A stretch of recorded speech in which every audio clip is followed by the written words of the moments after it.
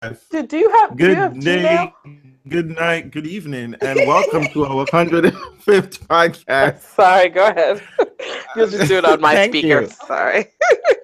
Thank you. Thank you. Solely Tennis Travel. Go Sorry. ahead. So this is our 105th podcast, and we are in fine fiddle. I am assuming Janina.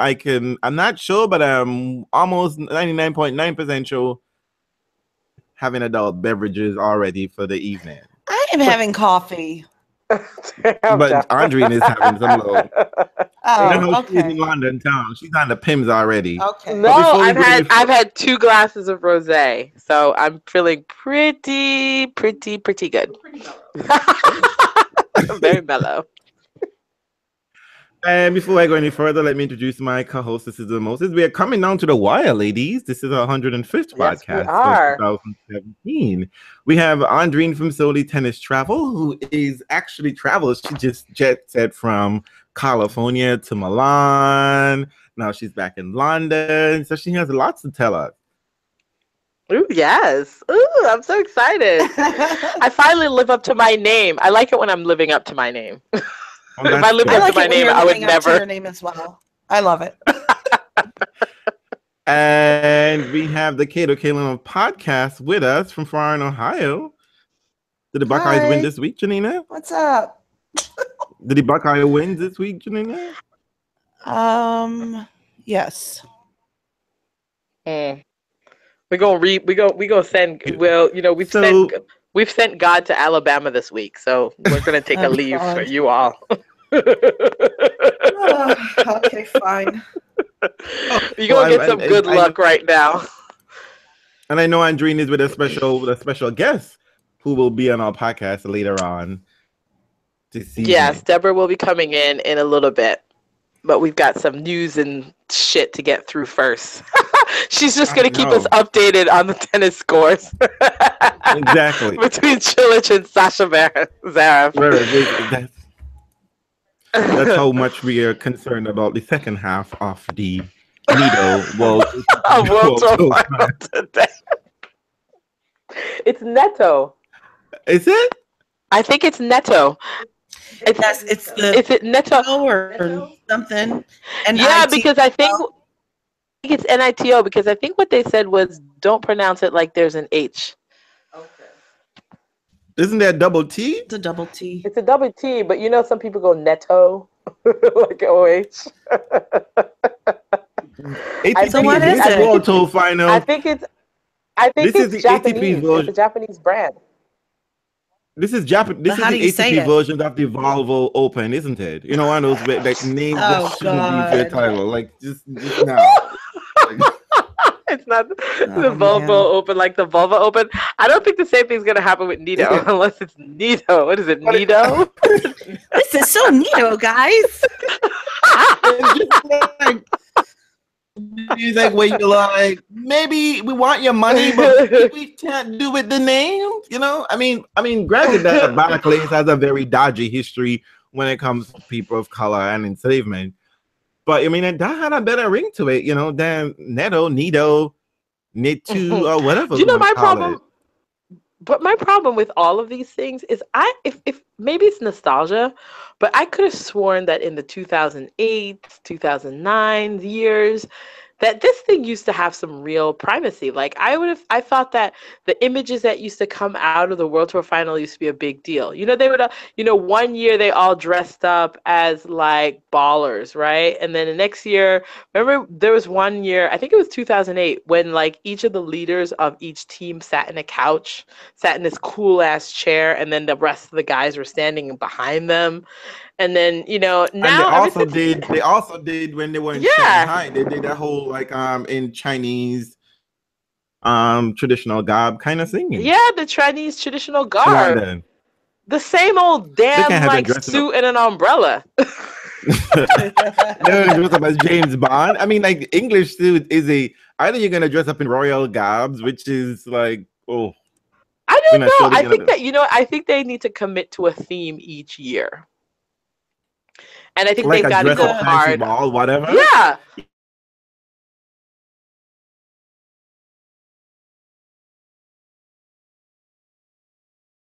so much better than the ladies. They will. They just will.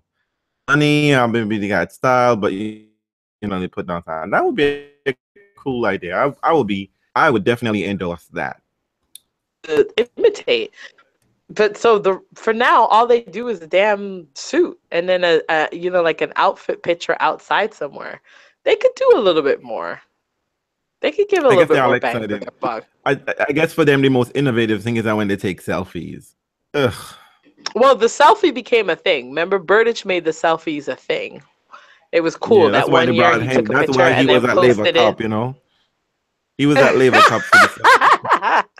No, I liked it when the World Tour final photo shoot was a big deal, and then the draw was a big deal, and all of the whole hoopla around it. They need to stop making it so low key now. I feel like I barely registered. I think the draw show is dead now. We're done. They're not gonna have that. They're gonna be put in next year. They're gonna have Siri draw. That was next gen. You know what? Don't you need it? Remember the last year they did the draw show? Last year when they did the draw show, is it the one where they did the Google dial-up? Yes. Yes. It was horrible. Because remember before that, they had Boris. It was crazy Boris Johnson, and that was a hot mess. And he just wouldn't talk to Novak. Yeah. He kept ignoring Novak Djokovic. And he couldn't even get anybody's name correct. So 2018, definitely serious. And he was stumbling over the names that he picked out of the hat. Yeah, I remember that year. But then last year it was the year when no stars were there, and then they had unfortunately Monfils. And poor Monfils, I think he was sitting in his hotel room in front of his laptop. Yeah, it was bad. That's how they did that. I swear he was drinking. It was really bad. No. And then what did they do this year? Unfortunately, I was traveling, so I don't know. But all I saw was the result of the draw. Well, they were late. Actually, remember the other Boris showed up an hour late because he was stuck in traffic. It's stuck in traffic. How do you get stuck in traffic? Just make sure you're there 10 hours early and sit around. Boris had 10 hours. Boris got money for taxi. Boris had money for taxi. Boris had to walk, so he assumed that it was. They should have sent a special car for him. Ain't nobody trying to do that because Boris was trying to see, can I get the money for the taxi? And throw that money away. They want about that life. So ATP next year, unless y'all do something proper, get some real professionals involved. And not professional models. Yeah, you guys, you know what? Maybe there's a reason for them to change it up and take it to another country because they're doing it low rent. Stop being so low rent with the World Tour final. Cutting corners is not attractive. Yeah. I just don't want it to come Go back to the full budget sprawl. I don't want it to come to America to become like some Americana country and Western, style. No, most likely they're gonna send it to the Middle East and have people in robes. I mean, I prefer that. I had camels walking on. I want the teams to come up on a camel's back. And boy. Right, when men hold them up, whatever. It comes with a P, but anyway. Before we go any further, let's get to the next gen final. I'm on cloud 9 because Hyeon Chung or Chung, whichever way you want to pronounce it, won all the money this year.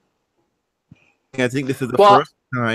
I have to say the rallying cry at the tournament for him was HyChu. You see, HyChu. HyChu. That's what everyone kept saying. HyChu. What does that mean? I think there was like a shortened version of both of his names. Oh. Yeah, I think they shortened Hye Chung. Hyeon, I guess they went to Hye, and then Chu, they just went to they skipped the Chung and just went to Chu, so it was like HyChu, and I was like, someone's sneezing. Let me just say, was this Korean people? No, Italian people. Let's be clear. No. Let me tell you something. The Italians were straight up cheering for the white person. Let me just let you know that. All right. So there were a few corners of the tournament where they were cheering for him, and it was like HyChu, HyChu. So I think you ladies need to apologize to me when I was calling Hyeon HyChu, okay? Because we thought you were being real particular. We wanted to slap you down for that, but okay, we'll give you a pass on the HyChu. I'm just saying. But I'm excited. I mean, So, like, this is the first time in South but listen, Korean. why are you starting at the top? You got to start from the bottom and work our way up. Okay, Start so from the draw ceremony. Yeah. The So, draw ceremony. Which, by the way, I actually, still have yet to watch the whole thing through because I was so embarrassed I stopped the video. So tell us what you know what? happened. I was gonna have the lady show me some skin before we even have this conversation because that seems to be the thing we need to do. Yeah, we have to show a little flesh or something for the people who watch it on YouTube. So I mean, explain what happened. They had these women, like the men, like almost down a runway, I guess, and sorted into groups. It was like a fashion walk sorting hat model. Something. So but you pull it, but you instead of plucking it out of a hat, you were plucking it out of off her. The model? Oh my god! Oh my god! Okay, let's talk through this, guys. Let's talk through this. How do you think this came out? How do you think they planned this? The story is they wanted to emphasize Milan being a fashion. Oh, fashion! Yeah, it was all supposed to be about the fashion. But listen. I don't even know who it was because it was just bad. But one of the players had to, oh my God, there was a moment where he had to take off the model's glove with his, she had him do it with his teeth. And there was a moment where one of the models lifted up her dress and his group assignment was on a garter belt. Oh my god! Way up high on her thigh. Oh my god! Fellas, horrendous. They didn't even know what to do. They really didn't know what to do. They were like, it also seems like they didn't rehearse. This also seems unrehearsed. You know what? This like you would think this. You would think this should have been rehearsed. Even like okay, it was like a when really the women walk. It was a bad burlesque show. This was like, this is akin to you like getting a job. Like you starting a job the first day, you're really excited about going to a new job, and the boss say, "Hey, let's go to a strip club." Or like your parents, like your daddy was just like, for your 18th birthday, son, we're gonna go to a strip a whole house or something like that. Not to put down the women. That is so. I mean, but you know what? It's so weird because really obviously bizarre. It makes sense that you would sort of highlight fashion, but you know the weird thing about it is if you want to highlight fashion, then why use like women as props? Why not use the men as props? Exactly. Like why don't you have the guys? Why don't you have the guys come out as a signature fashion designer? Do you know what I mean? Like with a signature look. Like he comes out representing Hugo Boss or Giorgio Armani or something like that, and then at least then it becomes like still a part of the event, but it's actually like cool. You know what I mean? Like why the women distracted entirely from that. Athletic body is a lot easier for designers to design for, and how exciting to actually dress. Yeah. How exciting to have 8 young fit men. Yep. I mean, like they got abs for days. Okay, let me just put that out there. You would assume so, but that's the cool thing. What if I just take all 8 guys and I connected you to a specific designer, and you come out and you have the name of this designer, maybe where he's, where his show is or whatever. You could still totally play up the fashion angle. So I don't really think fashion was their theme. I think sex was their theme. Exactly. It was totally sex. But which is even more. This is how tone deaf tennis is, right?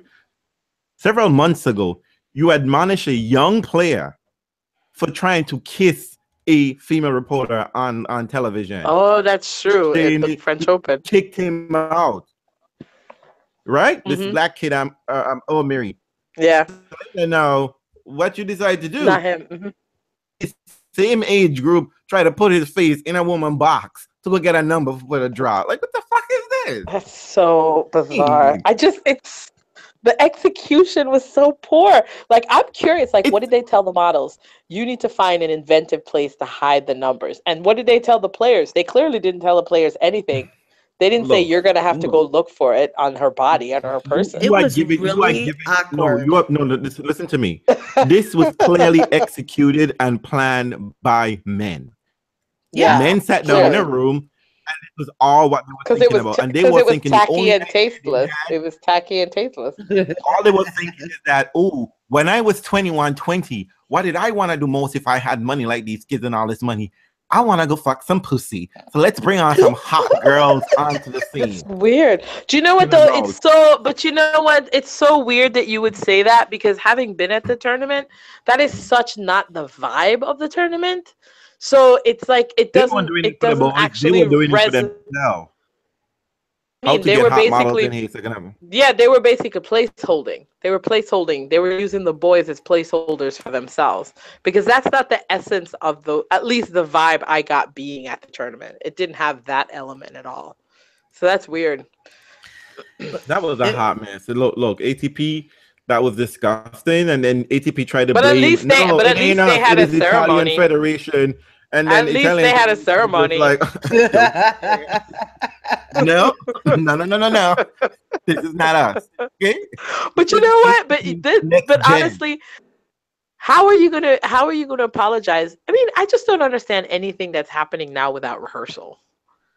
Who's doing something that's going to be taken in pictures and videos without any kind of rehearsal? Just even for blocking sakes. You know what I mean? Like, you're going to need to stand here. That's just weird. I can assure you, they had this well planned out in their mind. What happened is that social media got on top of their ass. Mm-hmm.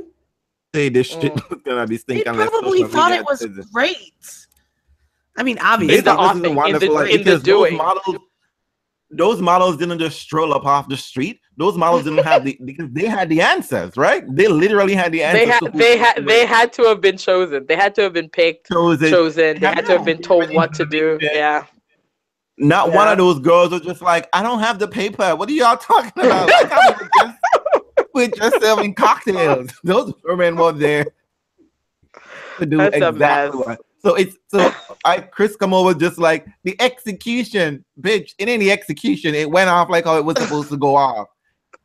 That's the problem. Yeah.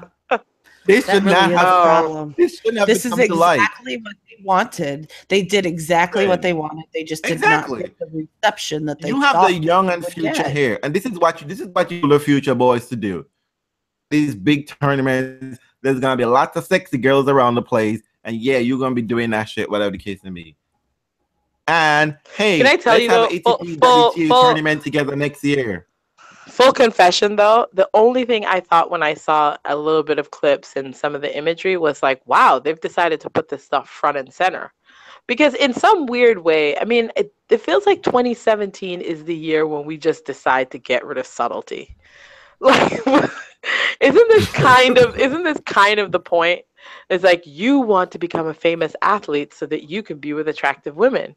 Why don't we just get rid of this narrative and the myth, and let's just plop it right in the thick of the show. Yeah, we're not even going to pretend anymore. We're just going to say this is what it is. Hot models, male athletes. Here you go. So weird. You're absolutely right. I think people are trying to figure out how to navigate this new landscape, right? Because I mean, like, we're in a time where what's the new landscape?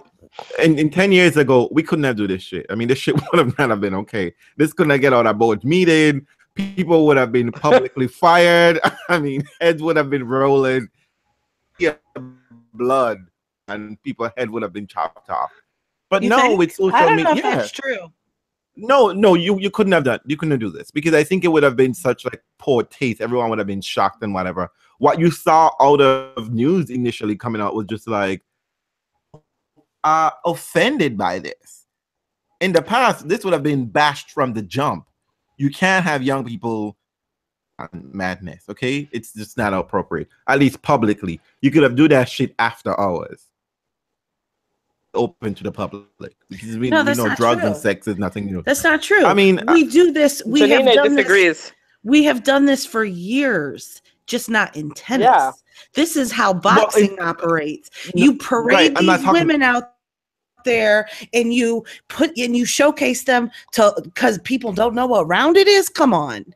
Yeah. Put them out there. I get that. What I'm saying is this isn't new. So why are you saying 10 years ago it would have been shut down?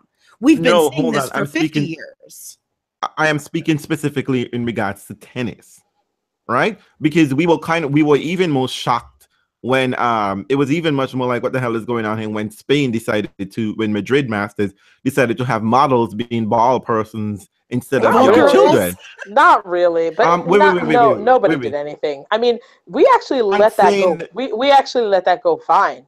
It's been subtly actually being kind of invited in the game. Is this like the constant sexualizing and ramping up of these side elements to the game? We've let that actually. I think I remember somebody noted it, and people said, "Oh, it's too bad that an opportunity has passed for young kids to become involved with the sport." And we all kind of laugh at the kind of like ridiculousness of the Madrid ball models and model boys and model girls. But I think nobody said no. There was no massive decrying of it. I don't remember. There wasn't. No. What I'm saying is that was a slight ruffle. But I mean, what I'm saying, I understand in boxing and in MMA fighting, that kind of thing, it's very much a part of the culture, but it's not necessarily a part of tennis culture. But this is exactly why they thought it might work, because it's been in sport for a long time. But what I'm saying, no. But you know what though, and I also think they're also testing out. Sorry, Reels. I think they're also testing out this brand new model of what like 2017 tennis is, next gen tennis is, which is I feel like there's a real exercise in that brand. It's fast, it's high paced, it's quick, it's intense, it's exciting. There's no wasted moment. I think they really, like Red Bull is a sponsor, so I feel like they're trying to go with all aspects of what that means, right? In terms of that brand, young, fast, hip, hot girls, blah blah blah. I don't know, They're experimenting with I think what they're probably the model that they're looking at is probably X Games. It's not a vibe where Red Bull is a huge sponsor in X Games, particularly in the winter sports arena. And you have girls around, particularly for the bros who are skateboarding or snowboarding or whatever the shit else they're doing. But what I was saying is just that what I think is happening here. It's so respectful, right?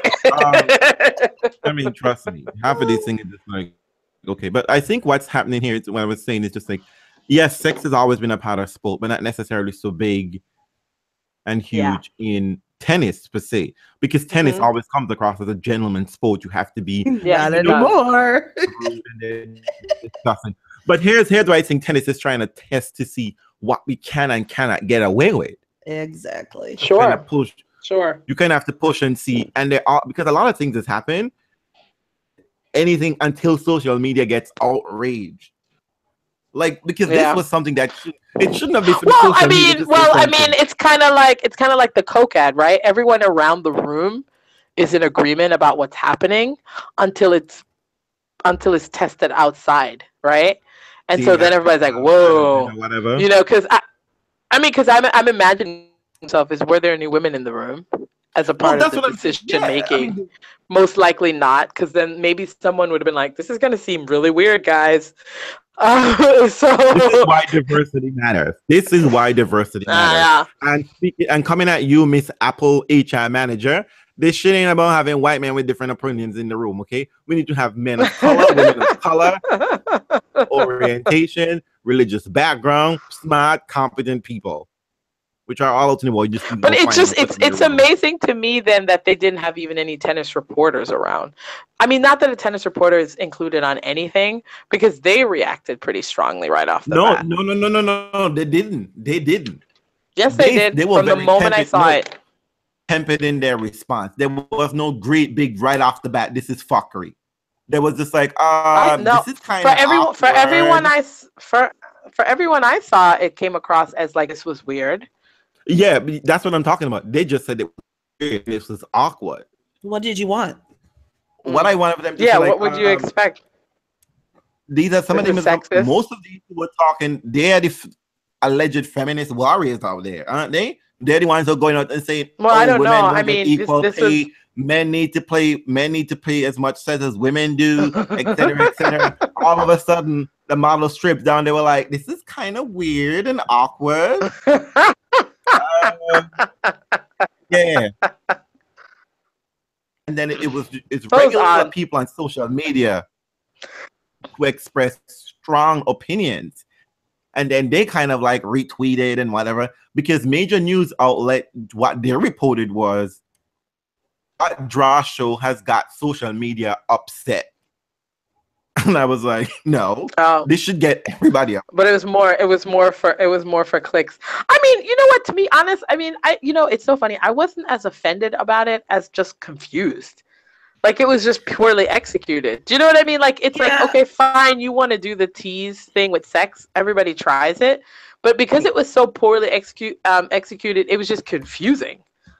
You know, more than anything. Let me tell you what my issue is with it.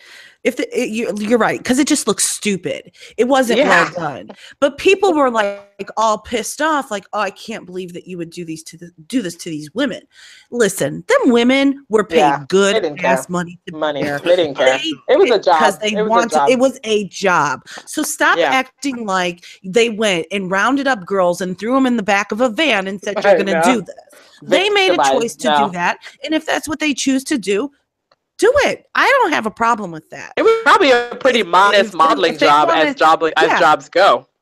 Yeah. I mean, that's their business. They chose to do it. So stop acting like someone forced them to do it. That didn't happen. Yes, it was in poor taste. And it looked silly. I mean, it really, truly just looked silly. But let's not be like these women are victims. They're not.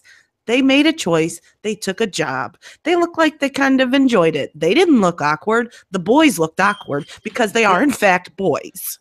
They don't even know what to do with a piece of ass in front of them. Exactly. If this were tried on the scene like 15 years ago when Agassi and Sampras and Becca, well, they were from Becca. When 21 they were from Staffen. Staffen might have gotten up in there. Was different.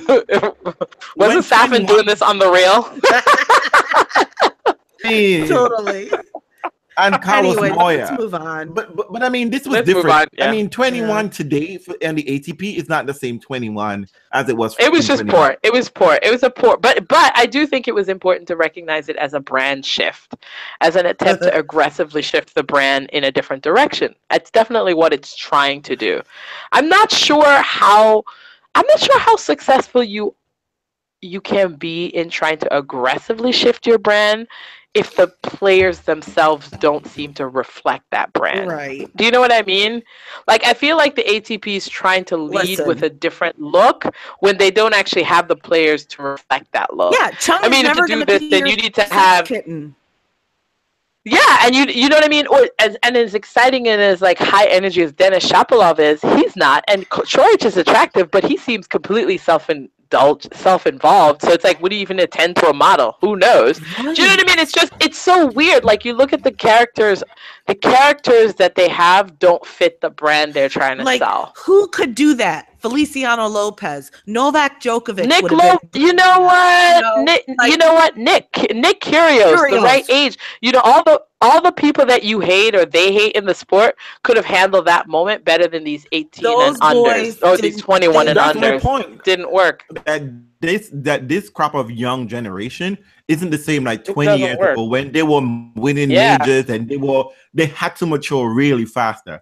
They're still shy. I mean, Hyeon Chung has acne still. I mean, it's my favorite. You know, I just think you have to play with the brand. I think you have to let the players define the brand, and you can't do it in the reverse. Mm-hmm. You know, it's kind of like how they tried to do that with Novak, and they try to create a brand and then slot this person in it. Let the person define the brand. Yeah, Novak isn't nice, sweet, caring, hot. No, he's got whatever. I mean, and they're trying to do the same thing with Rafa. They're trying to do sexy. Remember when they tried to make Rafa sexy? And I was like, dude, no. It doesn't work. I mean, so you've got to do what's on brand. And they tried to make... No, never. They tried to, I mean, I know it's so cute that people think he is though. But anyway, so like how are you going to find someone sexy who admits that he's afraid of the dark and lives at home with his parents? I mean, I'm sorry. Anyway, so I mean, not that there's anything wrong with living at home with your parents. I think it's cute, but it's like there's nothing sexy about it. So you still got curfew, boo. You still got curfew. I on. You know what I mean? It's like, do your brand. Be on brand. You know, be on brand. It's like, I feel like this crop of young players didn't fit that brand that they're trying to create. I don't know who's their brand manager. They got a brand manager expert. I don't know it, but they know it. Weinstein or something. Oh shit! I can't deal with it. And you know what? Also, it was also the wrong moment. It was also the wrong cultural moment to push sex. You can't push sex when you're in the middle of Me Too and Harvey Weinstein. And not only that. You're gonna set this scene, the background for this scene. It's Berlusconi, Italy. Get the fuck out of here! That was gonna be a mess from the jump. That's what I'm trying to tell you. Especially what they did,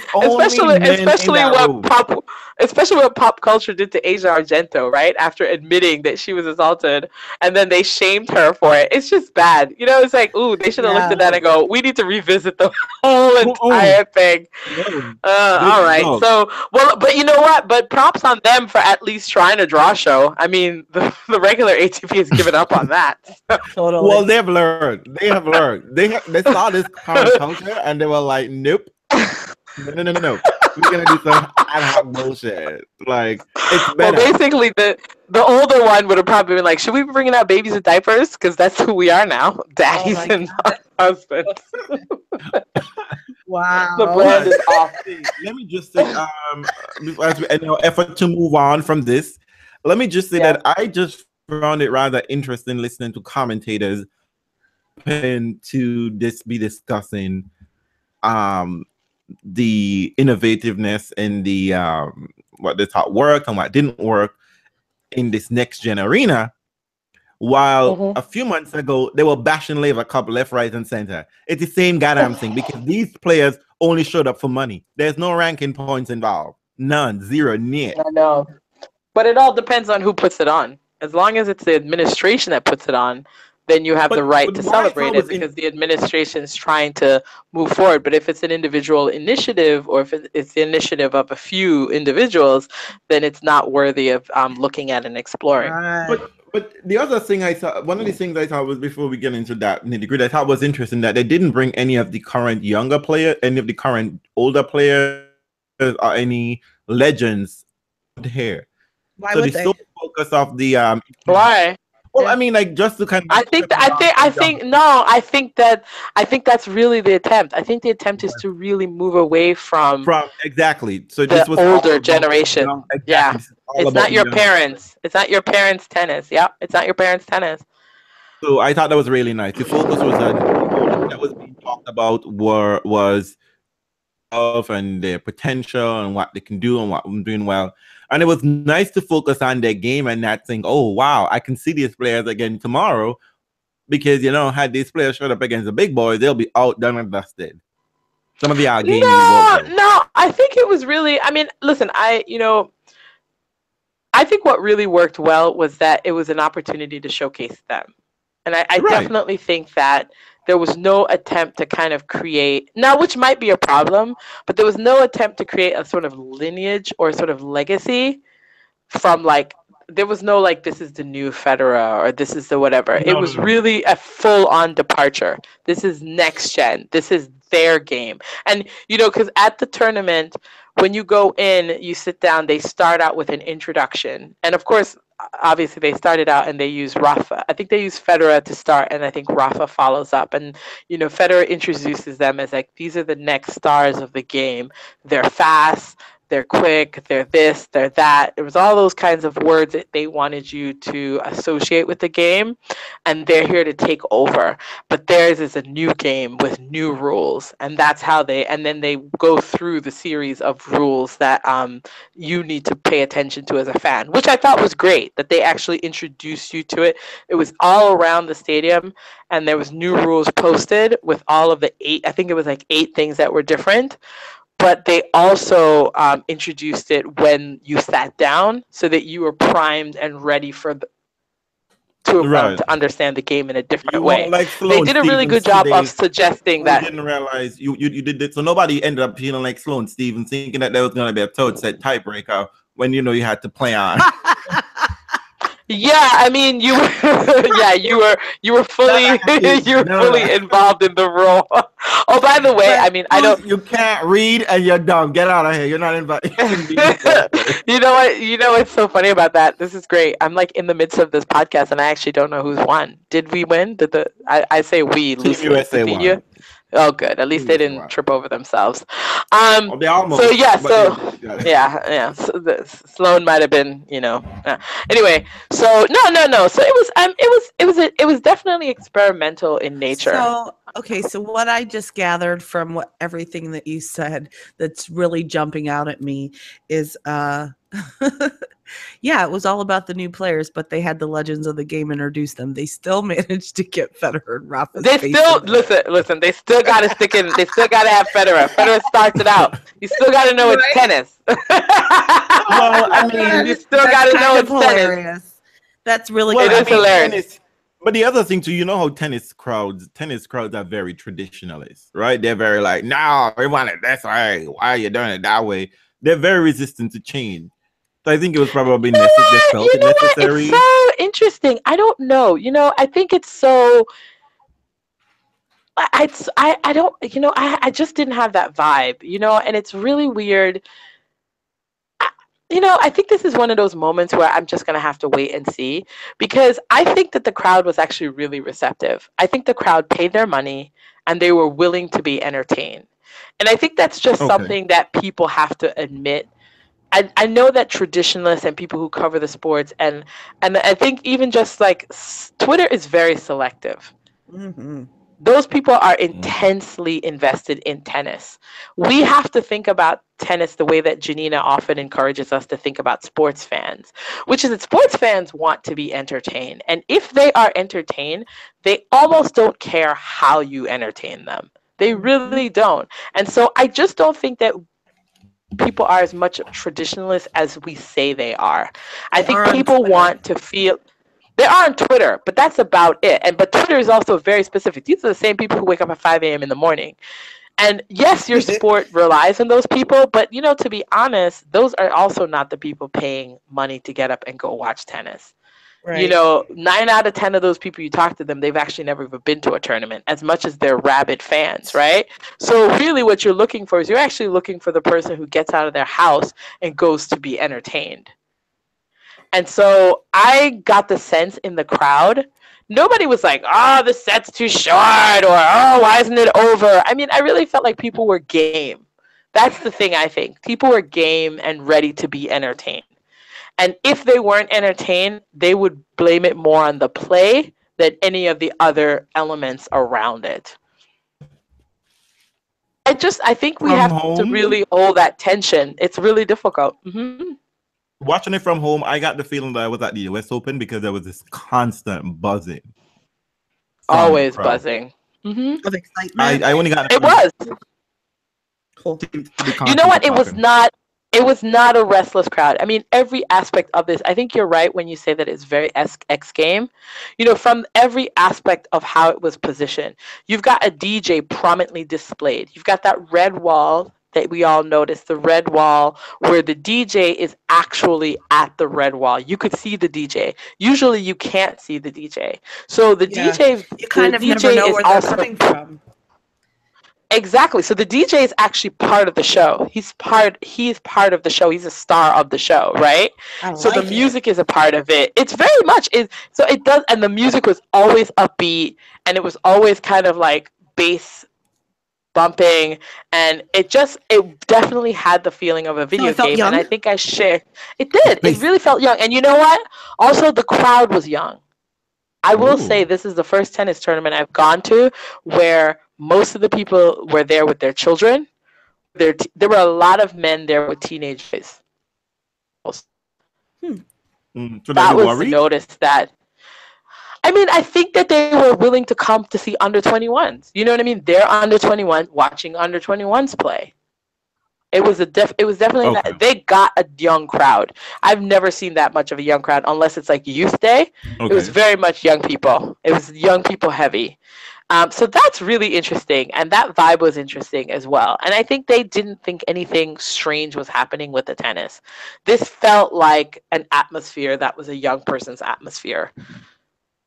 Like, it's not like, oh my God, it's not Wimbledon. You know what I mean? That's not what they were coming for. They weren't coming for Wimbledon. They were coming to enjoy a tennis match at 7 o'clock at night in an old sports arena or in an old exhibition center. Was there like, was it fan friendly? Like, did the people in the crowd were able to engage?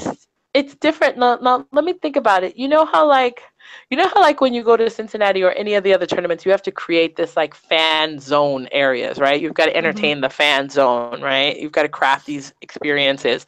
That was definitely this. You could definitely tell that this was an arena that was not traditionally meant for this. So the seats were mobile, like they were brought in. Do you know what I mean? It's not like a stadium, and so everything felt like it was crafted. Like everything was built up. You can imagine tomorrow it'll all be broken down. Like it had that look that it was constructed. So that felt a little bit odd. The World Tour Finals is exactly the same way because it's also it's meant to be a concert hall. They do different things there. So it feels very constructed too. But this one really felt it because you can see underneath the seats. So that has a different vibe when you could see all those elements of it. There was the usual stuff. There was like, testing yourself out against your serve. There was also playing like a video game about like scoring.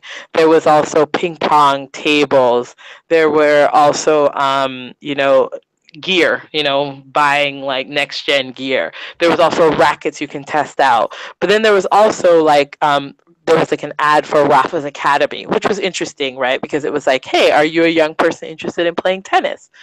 Are you interested in, growing your game? Here's a tennis academy. So there was his academy there as well. And then there were like the usual food spots around. But it was definitely this kind of thing where it's like, hey, we constructed like this thing for you for a week.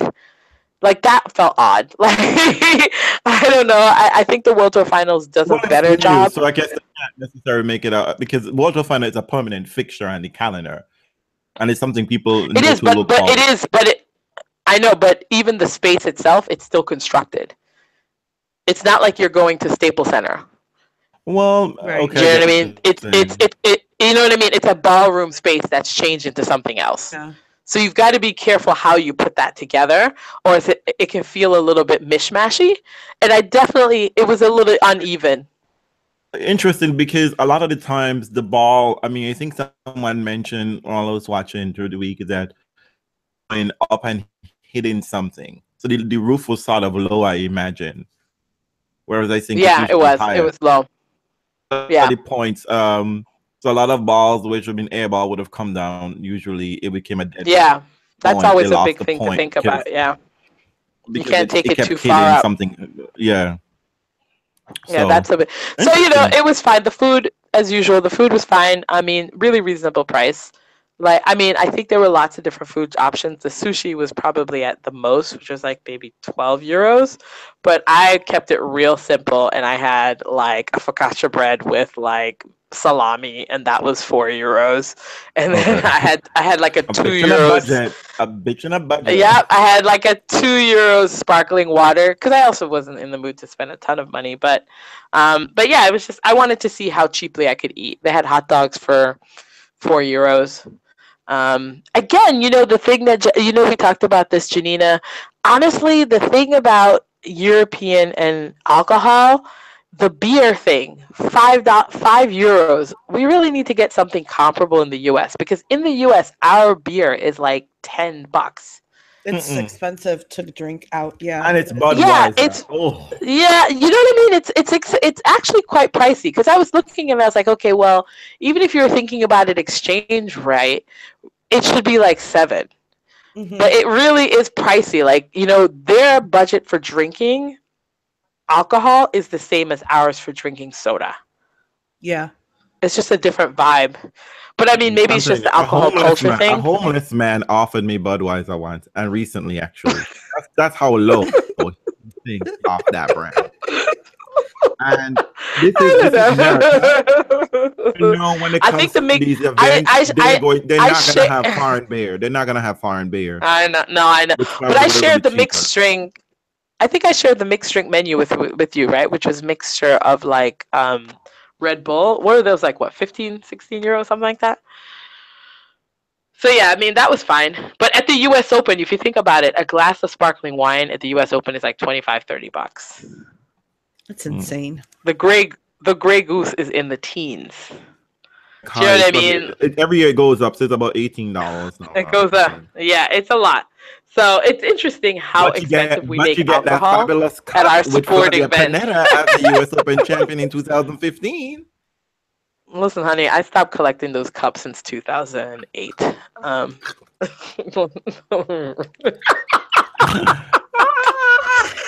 Oh, basic. Anywho. But I mean, what did you guys think of the rules? I think some rules are totally transferable to the regular ATP tour. I think some of them make a lot of sense. Tournament, as a one commentator said, I think some tournament might profit from doing it this way. That might be exciting. But definitely, let's serve. There is no the point goes on. Key. Yeah, I think it was still weird though. There were a few times with a couple let serves that even the player didn't react well to. Yeah, exactly. Yeah, the player stopped. And I was like, stop, and I was like, what are you doing? Like, yeah. There were a couple let faults, and there were a couple let where the ball was hit awkwardly back in play. And even the umpire, I think, probably almost like stopping himself from saying let, like for herself, like it was like, I don't think that's necessary. I think they could continue as they do. I mean, sometimes the deciding point, deuce point, can be brutal, but hey, it's fair for everybody, right? It can be really brutal. Well, because the matches feel short. You know what's so funny about it? The matches, I think it was a perfect contrast to go to the semis and the final. When one player is playing poorly, it's over really quickly. When they're somewhat evenly matched, it feels competitive and not short at all, which was the final. Mm-hmm. But actually, in the semis, when Borna Coric was playing Rublev, Coric was Baby Borna. Yeah, Borna was playing so poorly, he just couldn't get his game going. It felt like it was over in no time at all. Like by the time the person went up 3-1, and he was the other person was serving for it's over. Yeah.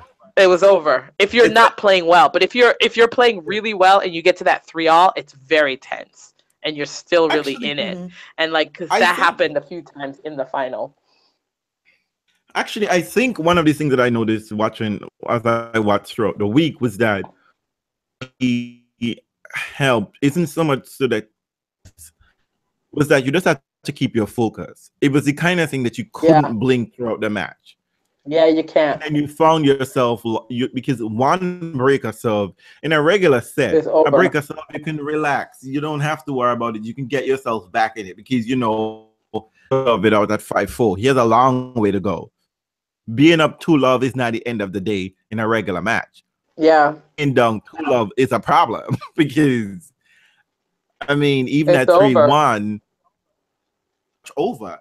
And what I admired about Hyeon throughout the week was that he started off really rough in the semis and in his opening match.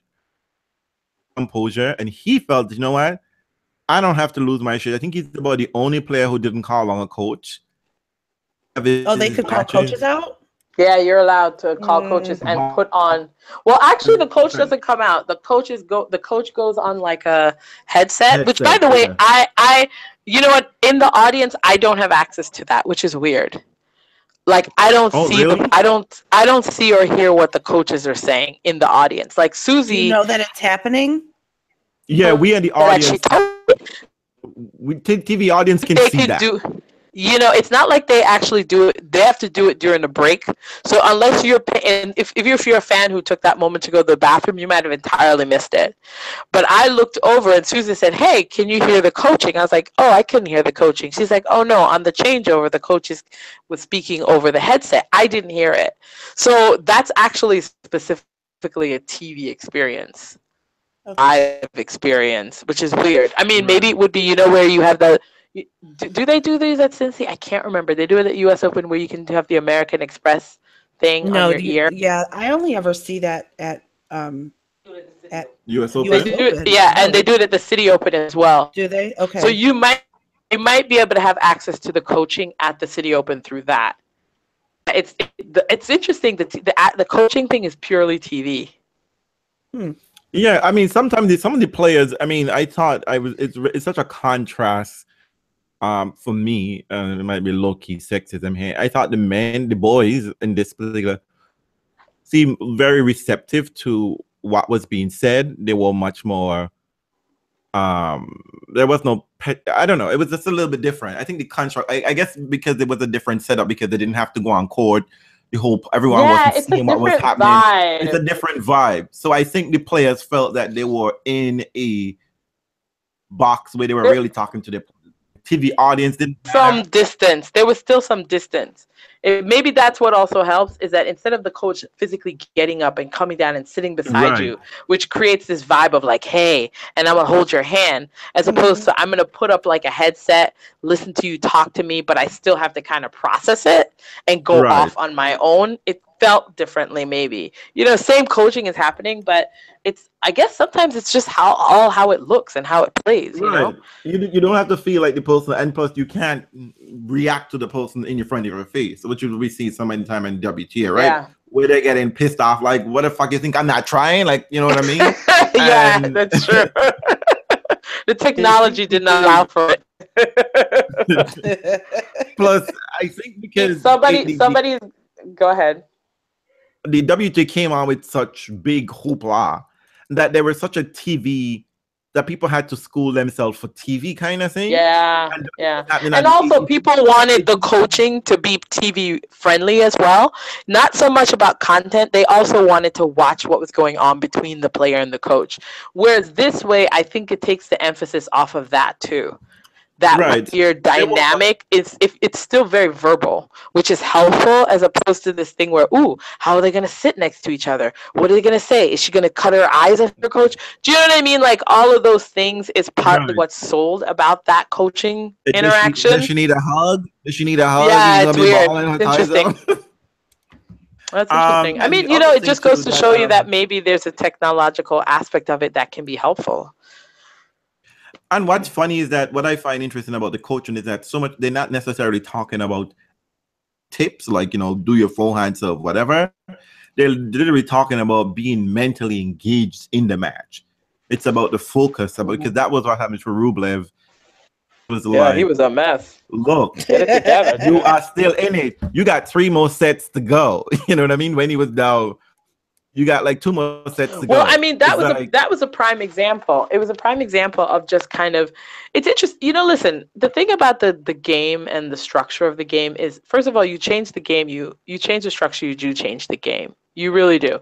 And I do think that there are things to be said about who's going to be rewarded in this model. Because every time you change something, somebody gets rewarded and somebody's going to pay the price. Mm-hmm. I think this model rewards the steady player. Because Rublev won the first set, luckily, in a tiebreak, because that tiebreak was up and down. Chung could have won it. Rublev could have won it, but Rublev eked it out, and he was so excited. But then his serve went off in the second set, and he just mentally went away. And you can't afford to do that in a 4-game set. Like in a set that goes to 4, it was no time.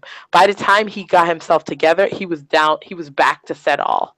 Yeah, and then he got pissed. Then he took a break and got pissed off again, and that cost him a break in the third. Do you know what I mean? It was like so. Whereas, and I think we talk about the best of 5 on the men's side and how that gives people time. This model of game does not give you time. So if you're one of those people who's a hothead, it will not reward you. Because let me tell you something. Because Chung should have lost Oli. He had so many. What was the funniest thing? Yeah, it's not even about so much rewarding. It's against hothead. It's about calming yourself down.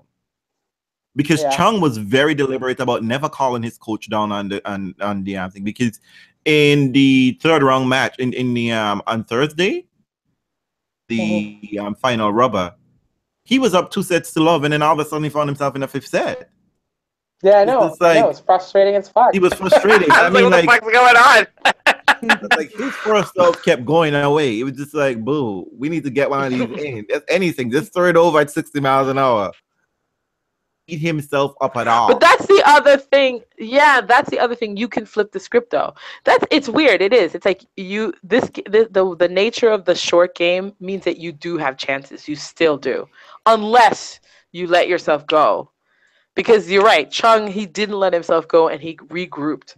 And you're down 3-1 and you break back and then you hold serve. You're back to a tiebreak. You know what I mean? He backed down match, because when he let out that primal scream, he's just like, fuck it, I'm done, okay? I'm not interested in what you're doing over there.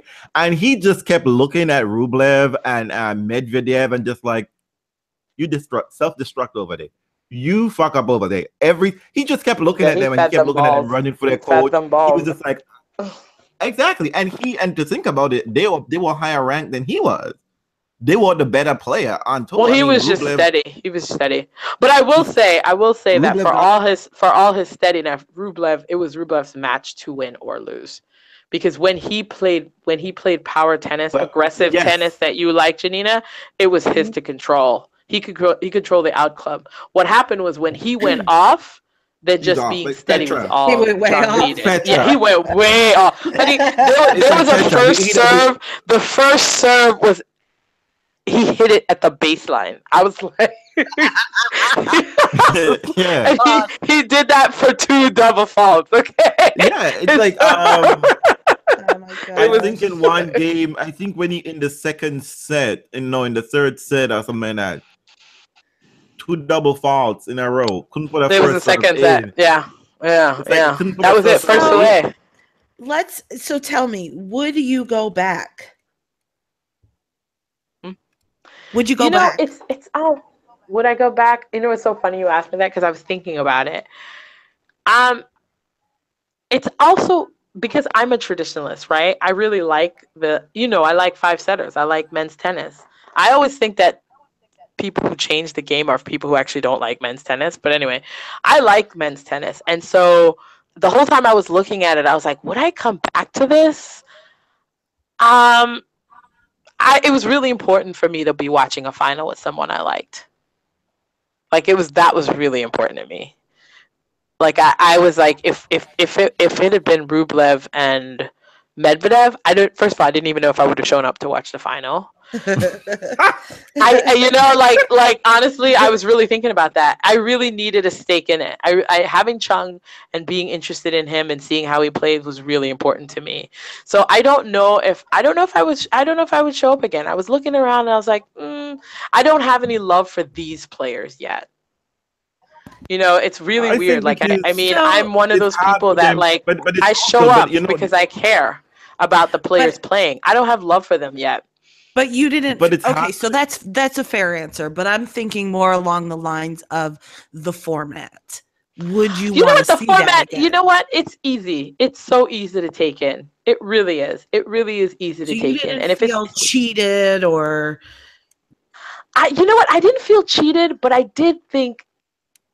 I felt cheated the day before. Like it's definitely in the semis. Like the Chorich and Medvedev. Yes, Baby Borna. Yeah, I know. No, but Chorich, that match, like if you're not in it, you feel really cheated because it goes by so quickly. Mm-hmm. It really does. And like if the both players are in it, it's just you could be just as invested and just as engaged. Yeah, but if both players are not in it, at least you're getting a long game in the traditional format. Do you see what I mean? Yeah. At least you feel like you're going to get your money's worth. But that match was over in less than an hour. In 3 sets. Right. Do you know what I mean? Like it's rare for you to get a 3-set match that's going to be over that quickly. Correct. So part of it is like a little bit of the money investment. Like if you're both not fucking in this and I pay money, your ass better not. You got to at least give me 90 minutes. You got to you got to give me 90 minutes. And so there's something to be said to going all the way to 6. Because at least I'm guaranteed a half an hour of entertainment, depending on how you play it.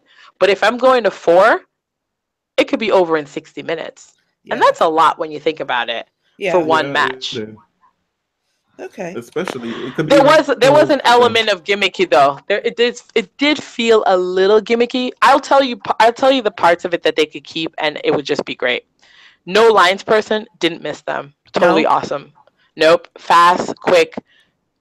And anytime there was, I don't know what the rules was about whether the player could ask to see a shot, but they actually volunteered the shot if they felt like it might have been close. They always showed you what happened. So having no lines person and having the call count, it just moves so quick. The 5-minute warm up, in and out, not a lot of back and forth. It was fantastic. Yeah. That was really, really great. The let, definitely the let. It's like, fuck it, just play it. And then the shot clock, seamlessly put up there. No major notice. It's totally, you know what? The umpire doesn't even have to pay attention to it. And I think the only thing the umpire has to pay attention to is like when they start at a 25, when it gets to 10 and under, it starts to go red. Mm-hmm. That's the only time they have to pay attention. And then that's objective. That's objectively what happens.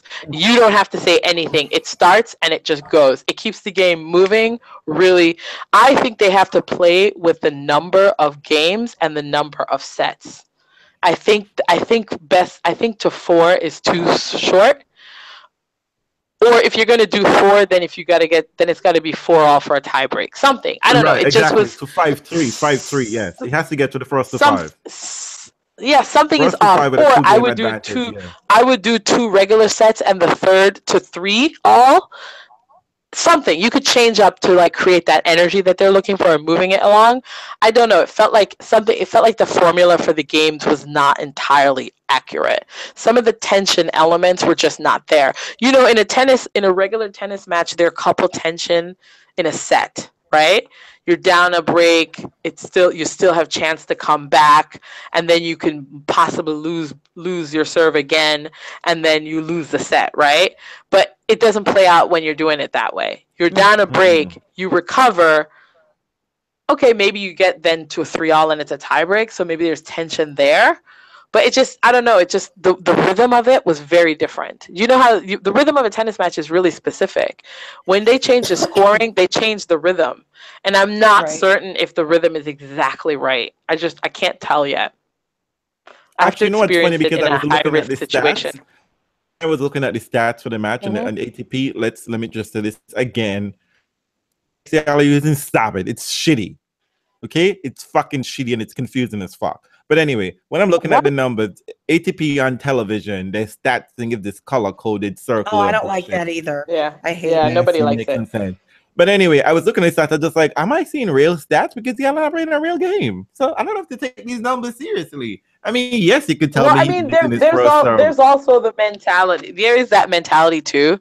It did feel like an experiment. Right, but I mean, so that's also I need it to be done. I need it to be done in like a real stakes place. I don't know. I have to see, and also it'd be interesting to see it being played by players we're used to seeing. Like, what would it look like if you saw the top guys that we know play this level? The players definitely took it seriously. God knows, Rublev took it very, very seriously. Oh yeah, they're competing against each other. I also don't think it needs to be round robin though. I think if you're going to play it this fast, then it should be full elimination. Really? Go hard and go home. Ooh, I like that. Go. You know what I mean? Like, if you're gonna pick I think you could have. Don't pick 8 though. Start with 16. Start with regular. Start with 16, and then just go fast and hard with this game. But the round robin also seemed to exhaust people. Do you know what I mean? It seems to take people out of it. That's the problem with round robin. Ultimately, people get exhausted because you're playing back to back to back. But I'm saying you start with 16, full elimination. Let's get this. Yeah, who's about that? But you do. But that's fine. Anyway, on the tour anyway. On the tour, especially that's the format. But not in the format. But not in the format. Do you know what I mean? This format, round robin already helps you because you get to stick around if things mess up. Right. But then you change the format. Yeah, then you change the format and you keep it round robin. Like, you got to pick which one you want to do. Either you're going to keep it round robin and do the same game, or you're going to change the format entirely and get rid of round robin. And then you really see what the energy is in the game. You really see what the cost is, because that's the other thing too, right? Like, at this point in time, you could lose. If you know that you're going to lose, would Coric have played better if he knew that, like, oh, well, at least I got myself to the semis. Do you know what I mean? Like, I felt like he didn't give, I don't know. We'll see. Look, But Murray, that's always round I robins. am blaming you for Bonachorich's behavior, okay? Why do you keep saying that? What was the context for that? What is that? Because if Murray You keep didn't saying let that you're Bona blaming beat Murray. him twice, and Bona would have But never Born is a solid player. But Born is solid. Born should have got himself to that final. I thought he thought he was gonna get himself to the finals too. I mean, but if you think about it, the people who got themselves to the final were people who had made inroads on the main tour, not challengers. These were guys who were playing with the big boys. Because remember, Rublev had a nice U.S. Open run, right? And Hyeon Chung had a nice clay season. So I was like, well, Coric has also done well on the main tour. Do you know what I mean? There was definitely something to be said, and the pinnacle of all is Sasha, who wasn't even there. Do you know?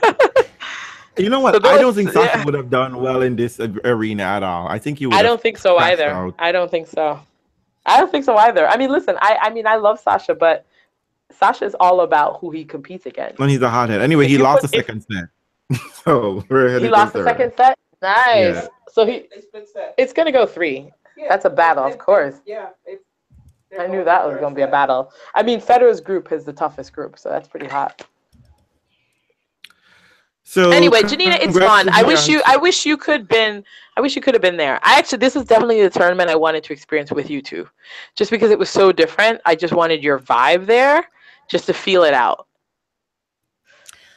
I would have loved that. I know, I would have loved that too. You gotta be poor like me too. I keep saying it, but I need to experience a tournament with you two once. We have to experience a tournament together because it's such a different vibe, you know, like sitting there together in the stands. Real's already figured out that I am a horrible cheerer for Federer live. And she will punch your fave if Federer's playing your fave. Okay, he's never gonna run. And Janina and I will just get drunk, but. Stop telling our secrets, all right? That's just that one. It's just that one. We need straight liquor. No, none of that anyway, it was none of that kid stuff. No, it was fun. I don't know. I don't know what they're gonna do with it. I think that you know what? Listen, I didn't have any opinions about it. When it started, I was like, "Fuck, this is gonna be a mess."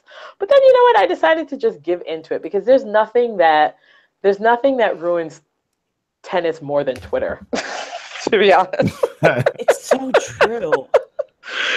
Twitter ruins a lot of tennis things that live tennis solves. Twitter creates problems that live tennis solves. And so I was just Twitter let me creates just go. Problems that aren't really there. Exactly. The fans are too passionate. They're not real. I mean, I hate to say this, but they're not normal fans. They're extra, which is great, but they're not normal fans. But you have to keep in mind that half of the reason why tennis Twitter gets themselves in such an uproar all the time is because they've got a commentator feeding them shit. And that's really what gets it started. You take that away and you're just at the match, it's a completely different experience. You even having the American Express thing on your ear at the US Open ruins it.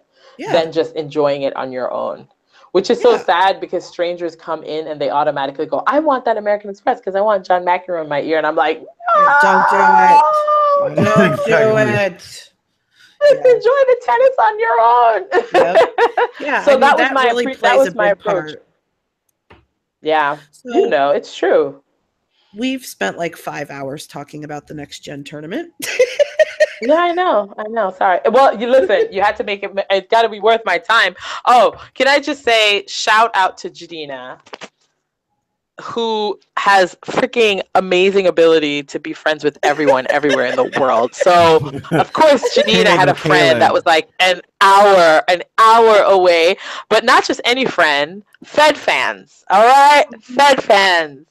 So Yeah. I felt perfectly wonderful and totally capable of just going an hour away to meet strangers because they're not strangers when they're Fed fans. we have one thing And in they're friends of Janina. yeah, they're friends of Janina, but we have one thing in common. We love Federer. Right. Forget the part that you both love me. That part barely matters. No, but it was great. It was great. It was absolutely wonderful. I went. We chatted for like 2 hours maybe. Well, tell them where you went. I went to Brescia to visit Jonathan and Kale, who own a restaurant called Molly's, which is a wonderful American style cafe in Brescia. Really easy to get to from Milan. It's like an hour train ride. If you take the regional train, which I did because it was cheaper, but if you take the express, it's 25 minutes from Milan. I didn't. I took the 1 hour one, but it was really great. I went, discovered this wonderful space, had a fabulous latte, American style, because you Romans, you really just don't like the way Americans make coffee. Espressos or cappuccinos are it. But they were absolutely lovely. Spent about 2 hours talking, and about 25 minutes of it was about Federer. That's about it. Well, I will say that they both adored you. They thought you were awesome. They thought it was great that you were able to go. And they did FaceTime me while Andreen was there. And it just completely melted my heart to see all of you together. I loved that so much. And I'm so glad you got to do it. They're totally welcome to come and visit me in California, visit anyone I know. I told them, I was like, we got to take a little road trip and visit Janina and Cincy at the Cincy tournament.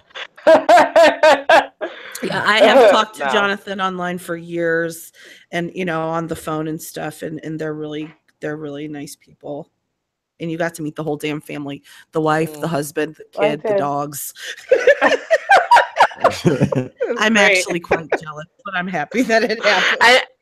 And because of them, I ended up stumbling on a Roman ruins. So hello, right? Because that's also what Brescia has to offer. The oldest set of Roman ruins outside of Rome. The town is beautiful. Cool. The town is gorgeous. Let's all move there. Whew, it's gorgeous.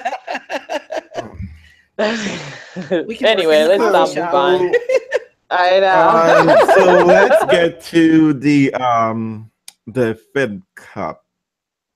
In a few minutes on the Fed Cup, because we don't deserve to be cheering Team USA because we didn't know Team USA was in the finals. So shame on us. And thank God for let's say Colleen saved the day. Colleen saved the day. Wow. Of course I am choking on this, but you know what? I mean, like, look. I mean, she is though. I mean, Lord. Poor thing. I know Coconut is gonna be stomping people. She's gonna be coming for people. I'd be like, Sloan, you should have stayed home. There's no point in you being here. Allison, you just took up space on the plane.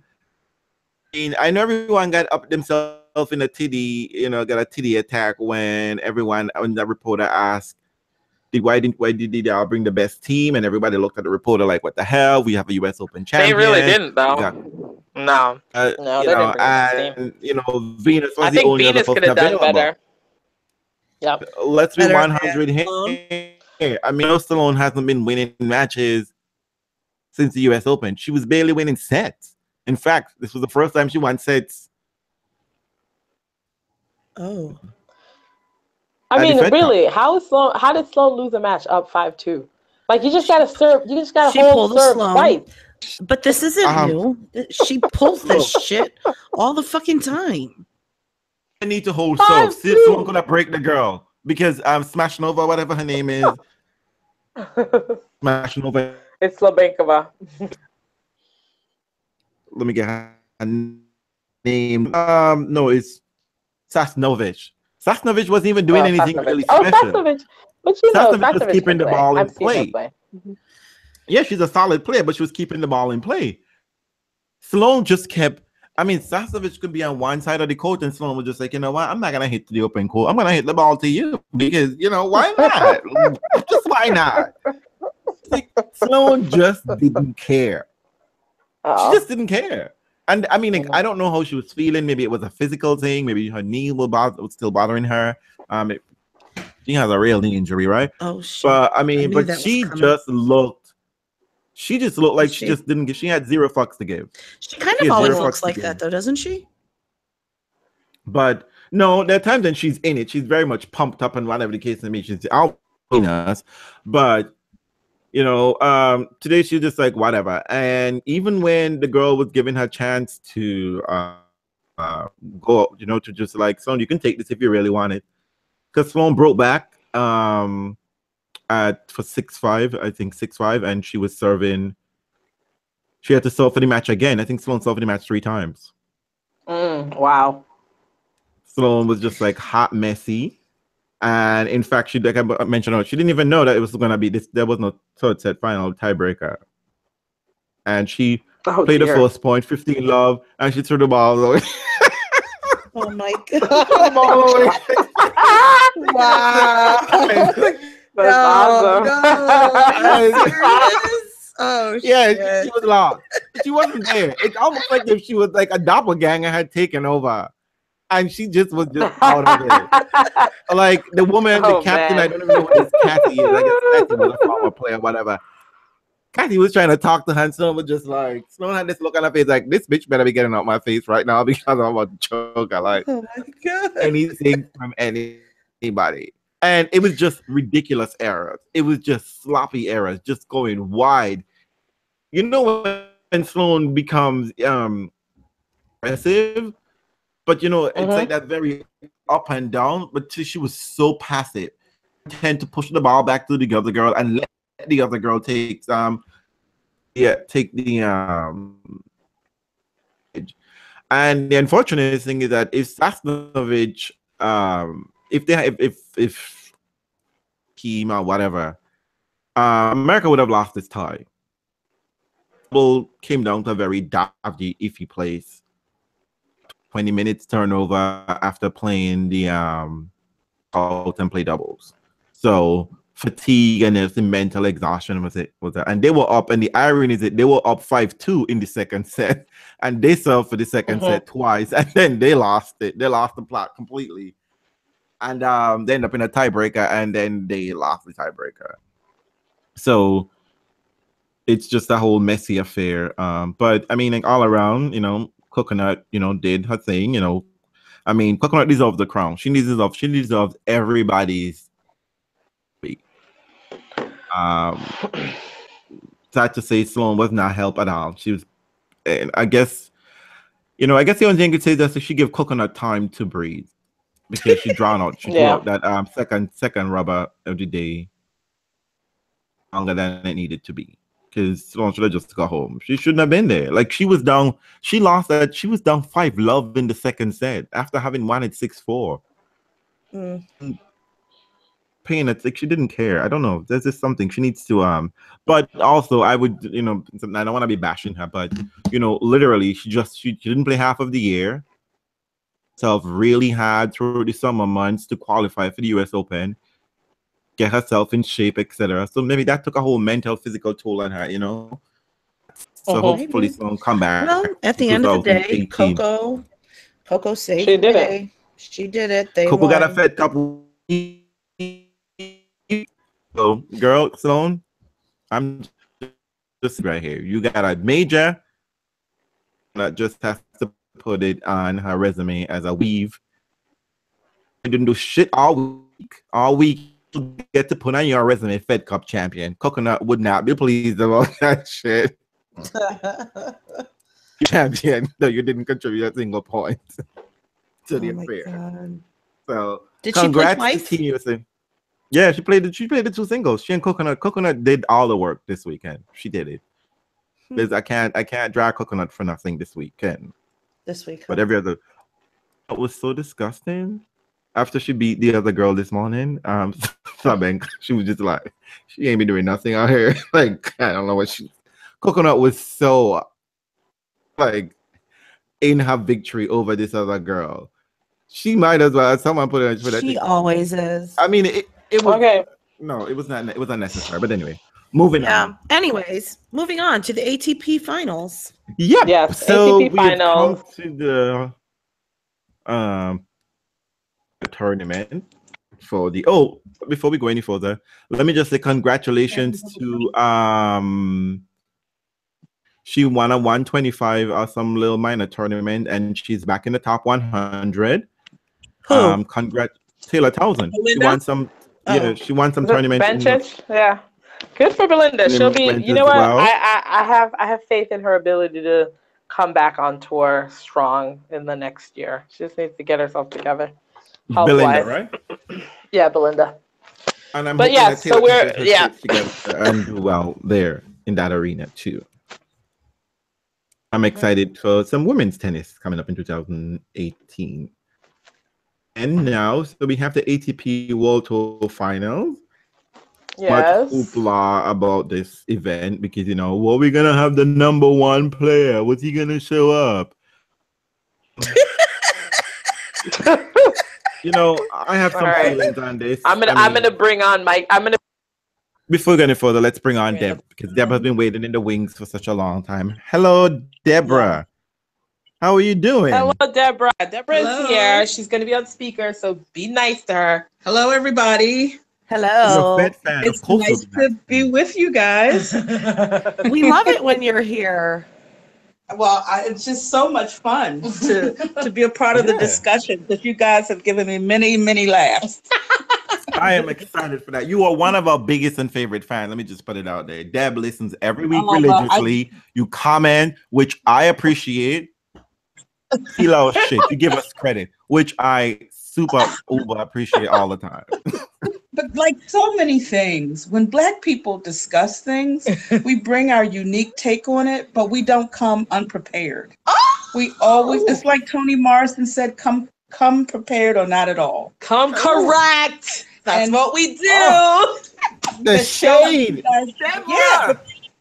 Hey, Deborah. The shows are always, they're fun and they're funny and they're unique, but they're always grounded in real knowledge. And so that's just the beauty of Black people. It's like, you know, Ginger Rogers had to do everything Fred Astaire did, but backwards and in high heels. Yes. And that's the way I feel about Black folk when we discuss any topic. We always have it right. Seriously. I mean that. Listen, we got to have notes. You got to come with your stuff. You can't be a mediocre person. So given that, when we heard that the number one player might not show up at the World Tour Finals, what did we all think? Because we've been watching tennis for a millennia. You know, you called it for what it was. You called it as bullshit. I was like, I looked at Deborah. I was like, Deborah, what do we know is going to be happening? Rafa's going to show up in a suit and tie, collect his number one trophy, and play fine. We knew this when he showed up with the knee wrap at the Shanghai final. It's like coming out like, Lord, I'm limping. And what I say, I think I texted Deborah and I said, time to pull out a Basel. Okay. And we knew he was going to pull out a Basel and break poor, what's it called? Burning Forest. Break Brundle's heart once again. And Fed is like one eyebrow raised, like, told you so, but okay. Well, you know, I want to come to my home tournament, but you don't show up half the time. That's all right. But no, Fed being as classy and shady as he always is, he was just like, I was surprised Rafa showed up at some of the tournaments beforehand. And, you know, Federer told that manager, he went in that manager, look, motherfucker, I show up at home every single time, and you're giving Rafa parents fee money for no goddamn reason. And who's saving your tournament? Is it Stanley? Is it Chilich? Is it Zverev? But Fed has also learned he does not now.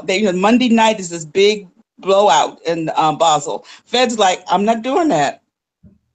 I will play when I'm supposed to play. I'm not doing all your stuff. I'm not doing it because, you know, you just can't keep being disrespectful to someone who has changed the face of tennis the way Fed has, even if it is in your own hometown. Although they say you can't be a prophet in your own hometown, right? Exactly, that is true. You gotta be a prophet in a foreign land. But it's all new. It's all old. Listen, Yeah. we've been watching tennis a long time. Mhm. We knew that Rafa's knees would make an appearance. Sadly, not Rafa's knees on Twitter. Right. But Rafa's knee. The one question we had all year, because we've been watching for a long time, is how long would the body hold out? Now, it's weird because everybody told me the body was fine. The body's fine. The body's fine. The body's unstoppable. The body was unstoppable 3 matches in Shanghai. Right. In the final, it was suddenly not. And even the commentators had to say, first they tried to say that the surface was helping Fed in Shanghai. Then they said, well, Rafa has been playing awfully well on the surface. How we like, hello, so now time? it's the surface? No, but you notice that when after Forget gave him all of that props for showing up, Carlos Moya said, oh, he just pulled out as a preventive measure. I said, Forget owes Fed an apology. It's preventative. It's okay. This is why I don't understand why we have to make a big deal. You know what? You've been covering tennis for years. That's right. The Rafa knee story is a non-story. Unless Rafa actively withdraws and hobbles out, you just have to say that it is a non-story, and you just have to play it by ear. Don't change your headlines. That's right. Don't change any of your promo. Just keep it moving. We've been doing this since 2007. Nike should put some swooshes on those knee wraps because they were just a part of his outfit. So why we act like that? They all went berserk on that knee wrap. So I said, oh, here we go. I trust those knees. You know what's so funny about this? I trust Rafa's knees more than his fans do. Because I know those knees. Let me tell you.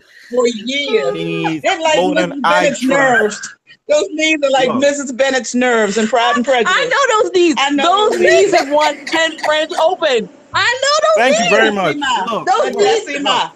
Those knees have never been operated on. You have a dangerous knee problem you ain't never operated on, and you went in 10 French Opens? Chronic, they tell me that is a chronic knee problem. No, you're on chronic. No. Listen to me. No. I trust those people who have chronic knee problems retire early, like Darren Cahill. There is nothing wrong with Rafa's or our knees. favorite James Blake. Exactly. He and Rafa had the same problem. Exactly, and he could not keep playing like that. Well, we got to use back. You're my favorite. We got to use back. We got to use back, people. Look. I used to say Rafa's knees needed their own PR firm. They do. They call it Shady McShady. You know what? You know what it is? What I think is fantastic about Rafa's knees, though, is they have been so solid at winning him all these championships. Imagine if these knees were perfect. On clay. I don't understand. On clay. He has slid all up and down Europe on those knees. But now, when every time somebody closes a door or a roof, his knees start hurting. My knees hurt. Come on now. Look, listen to me. Do you know who got injuries? Andy Murray. When's the last time you saw Andy Murray? Right. That's an injury. Those are legit injuries. Andy Murray, we don't see them. You need to take some cartilage. The way he lived in Wimbledon. Oh my God. Yes. Did you Andy see Murray? You need to take some cartilage or some kind of stem cells out of those knees and put it in your hip. Because look.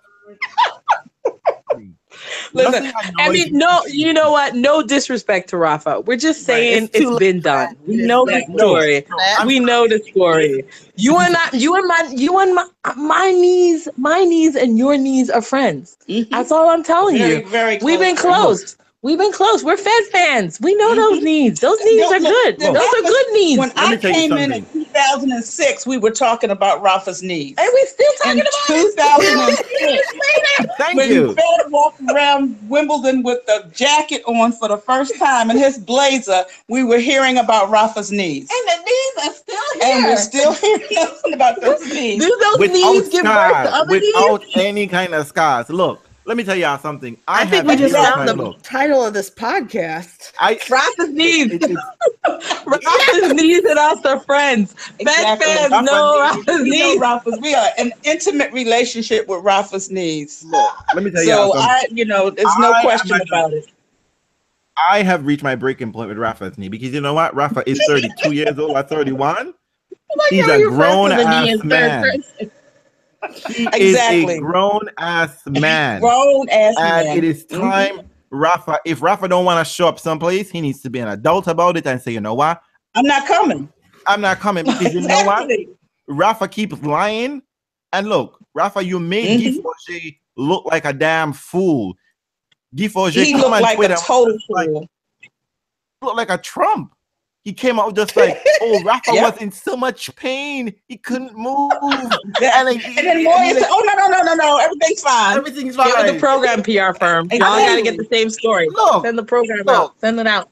Look. Get your story. My grandmother used to say, get your lies straight. Say that in a heartbeat. Get your lies straight. Rafa been pulling this knee trick. This knee trick come out, and I know back again. Divadal fans, you all can go at me hard if you all want, but you know what? None of y'all have any kind of receipts. French Open. You know what receipt they don't got? Surgery receipts? None. Exactly. Well, remember when Delpo tried to pull the same thing at right before Basel, Fed said he had an MRI and then he won Stockholm. So I don't think those knee stories and those interview stories. I think the old man is like, you know what? I've heard all of this. Lubitsch was like, let's get it started, people. Like, we have heard all of these stories. Let's move on. Get up on the court and start running. Federer broke his knee, giving his child a bath. Rafa running around winning 10 French Open, no surgery. Exactly. Got no time. No surgery. No time for this bullshit. All right, no time. We're gonna move on. We had to have a rant about the knee. We did have to have that. We had to have a knee rant. We had to have a knee rant because I've been having it I've been having it alone in my living room. I'm going to open a Rafa Knees account on Twitter. You can't. It's already been done. And it was already really been good. here. We missed the knees. You missed it. It was amazing. I just think Nike should put a swoosh on that wrap that goes around his knee because it's a part of his outfit, just like his bandana. It's a part of his mentality, too. And part of his mentality. You know what it is? It was such a good year. Rafa needed an issue. He needed something. Psychologically, he needed to convince himself that something was bad. You won the #1 ranking, but yet something has to be wrong with my life. Maybe it's my knees. And it's like, it's like a loud lady of suffering, Rafa. It's like he's got to have that, suffering. But you know what? That's his mentality. He has to suffer. So he makes us suffer with these damn knee stories. Oh, God, honey. I'm suffering just now. My knees sympathetically feel exactly. Look, the worst part about Rafa knees is that it has made me think that I need Nole to come back on tour. And this is the second time I'm saying this bullshit. And it is horrible. Look, and let me get. Listen, I told you that in the summer. I told you that in the summer that Nole's got one job to put Rafa in a corner, like baby. No.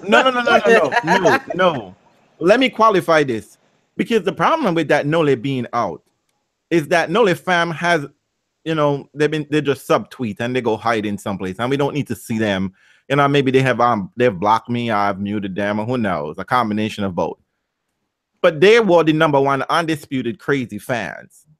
All of a sudden, Rafa stands just coming out of the woodwork and just acting just totally not taking over Nole fans. They're pissed. They're pissed because every single time Rafa has played Federer this year, he's lost. Have we ever seen this? Ever. Look. Well, did you hear the latest from Rafa was he pointed out that everywhere, in other words, everywhere Federer beat him, this was a surface that Federer liked. And I wrote, well, before, other than Shanghai, you have beaten Federer at every one of these locations in the past, so it can't be just about the surface. It might be just because Federer is good this year. It might just be. I don't know. He may have figured your ass out. It might be just that alone. It might be, but I don't know. But we don't know. It might just be the knees. It's the knees. Rafa stands. Like Ben said, I'm not going to play Rafa. He said, well, I'm not playing him on clay. It's like, I don't need to do that. I don't need to serve myself up on a silver platter to this MO. She got to go. All right. Federer said, a bad influence on this old woman. Not play because it's going to fuck up my knees. Okay? Exactly. I don't got your knees, but my knees can play on clay. He don't got the cat. He don't got bionic knees. No, because when my knee get messed up, I have to go under the knife and I have to go into rehab For 6 months. You, on the other hand, got magical knees. So I can't afford to, because you can slide up and down on clay. Is making up some kind of magical potion for those knees. Look. Exactly. Look, Rafael, we're going to do what we got. So we are here in London. We're going to move on. Rafa's knees, it's good to see you back. Yeah. We missed you. We haven't heard about you in a while. You come when Nole goes. It's all right. Always time. That's how we do it. When Nole comes back next year, the knees are going to be, I don't know what you're going to do with your knees. Maybe they're going to be friend Nole's knees, Nole's elbows. Nole's elbow and Rafa's knees. Good God. And Murray's back and Federer's back. Because Andre Agassi say that, Nole is going to be aging backwards. So I don't know. Oh, he's still a Benjamin Button on him. Okay. No, he's been in Russia. Nole's going to show us. Nola's going to show us a new 30-year-old tennis player. Exactly. We've never seen a 30-year-old tennis player. Tennis player play extremely well and reinvent themselves and all like that. We've never, just like tennis was invented in 2011. We never seen it. Oh, I always feel so bad for Nola. Everything he does is third. Oh my God. He's the Moliaki of tennis, Mr. Bronze. That's right. No, without Delpo, we'll get a bronze. Listen, Delpo will snatch that Delpo trophy. will take that bronze too. Exactly. I mean, we stayed this. And next thing we know, we're gonna come here on Sunday after Delpo steals our World Tour Finals. But who's gonna steal it? Oh yes, it's gonna be Rafa on the knees. It's gonna be Rafa on the knees. No, it's gonna be a miracle of all miracles. No, it's not. I'm not having it though. Who's taking it, Janina? Who's taking the World Tour Finals? Who's taking Federer. it? She thinks Federer. Federer. Federer. I have on my better shirt. Chilis was up a break, but they're back on serve in the third. So it may not be. It's still between those two. It's gonna be a battle. It's gonna be a battle. This world group is gonna be interesting. Do we have anything to say about Roger winning awards? Because I don't know. These things seem real silly. Look, let me just put it out there for awards show that's coming up in the next 2 weeks. Roger has won everything on the ATP tour, so he's not qualified for any awards on our award show. Okay, that's right. That's right. Just that's how that works. People out here really thirsty for awards. These awards that don't give ranking points and no money to players. So we are going to do the right and responsible thing, and give the rest of the ATP the awards that they allegedly deserve. Even though they voted for the other thing too is I have a feeling that if you win too many Grand Slams, you don't deserve to show up and try to win anymore. Oh, well, then that means Federer's out for that too. That's also you won 10 Roland Garros. You just don't win anymore. Does it even mean anything? Exactly. I mean, if we follow that logic, does it even mean anything that you keep showing up at Roland Garros, winning it all the time? Why do we even give Serena rankings? Why don't we just assume she's gonna win everything? I mean, what does it matter if you keep winning every single time? Damn it! And the silly thing about it, though, is Federer's obviously won the sportsmanship award over multiple generations of players. So obviously these folks agree on this. It's not like only his generation voted for him and then they all retired and he started losing it. Obviously he has had an impact on multiple generations of tennis players. Every one of them has some kind of Fed story. So why is it surprising to so-called tennis pundits that he keeps winning the sportsmanship award? I know what's not surprising. Rafa's knees. Rafa's knees ain't winning sports awards. They're winning sportsmanship awards. They're not winning them. You can't do the knees. The knees don't win you awards. Like someone pointed out on Twitter, and I thought it was wonderful. I forgot who it is. I believe it might be our friend Susie. She said, "A one and a singular act." Okay, so me check letting Rafa win that game. Play over the point. Delpo hugging Almagro. That don't work. You can't pick one incident. Every one of those players, multiply every one of those times everybody on the tour, and that's how many stories like that Fed has. He just doesn't have them out in the public. We all can't be Judi Dench and win. just from 5 minutes on screen. I'm just saying. Well, that's what they wanted to give to either Delpo or to Tim. They wanted to give them that. They wanted to give them the Shakespeare in Love Award. I mean, Exactly. and we already know where the Shakespeare in Love Award came from. Weinstein. ATP, sometimes, just ever so often, ATP gets it right, okay? And people, you can't be mad that the people vote, okay? No. Y'all just had an election, and the popular vote didn't win. Exactly. And ATP don't roll like that. The ATP is about popular vote. Like that. There are no electoral colleges. Half of these motherfuckers didn't even finish high school, so they can't get complicated with electoral college. They only know how to count. And that's what they did. Exactly. Vote yes, no. And this is what the people are always talking about, tennis being the ultimate meritocracy. The ranking system is based on what you earned. Everything is based on what you earned. We get to these little awards, which are just kind of, window dressing or icing on the cake. And suddenly they want to give people a participation award. I don't understand it. It is like, I said, well, so much for tennis being the ultimate meritocracy, because now you're trying to take out the person who has consistently earned his awards and say, well, he shouldn't be getting them anymore. It's crazy. It's crazy. And the people who are around him, the people on his job who see him all the time, have decided he should have this award. And from afar, have decided somebody else should have it. That's like me showing up at your job. That's like me showing up your job and saying you don't deserve a raise. Okay?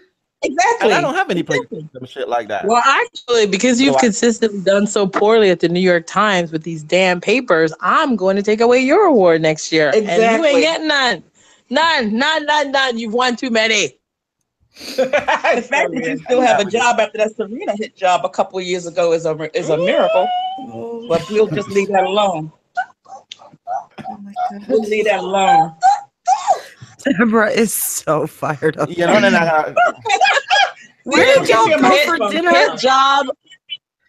Is it a hit job or is it called journalism, people? Come on, get it together. Exactly. Anyhow, we went and had some fabulous Thai.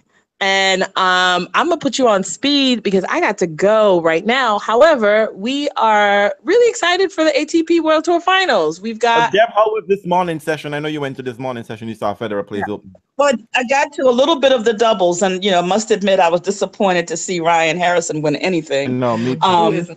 But that's the way it goes. Yeah, and... The team, I forget it's Piers and Continent. Continent played very, very, very badly the bit I saw. So it wasn't too surprising that they were able to pull that out.